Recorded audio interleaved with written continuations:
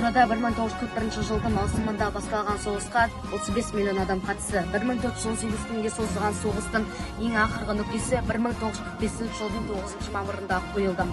Кеңестер одағының фашистік Германияны тізе бүктіру туралы капитуляциясының актісіне 1945 жылдың 8 мамырына қол қойылды. Дегенмен 1945 жылдың 9 мамырында біздің жеңіске жеткен күніміз болып саналады. Яғни 1945 жылдың 9 мамыры біздің жеңіске жеткен күніміз.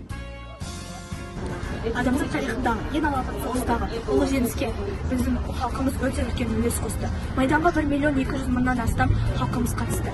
Сондықтан еліміз үшін 9 мамыр мерекесінің орны ерекше. Өйткені Қазақстан тарихындағы жеңіс күні ата-бабаларымыздың ерлік Жеңіс күнін қарсы алайық бәріміз.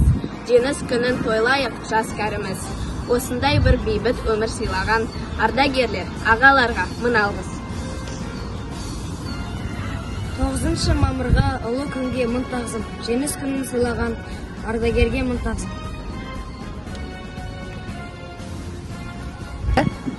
Отан үшін аттанған әкелерге мың тағзым. Тылда жұмыс жасаған аналарға мың тағзым. Шейіт болған қабірде аталарға мың тағзым. Еңбек еткен жасынан балаларға мың алғыс. Барлығына мың алғыс.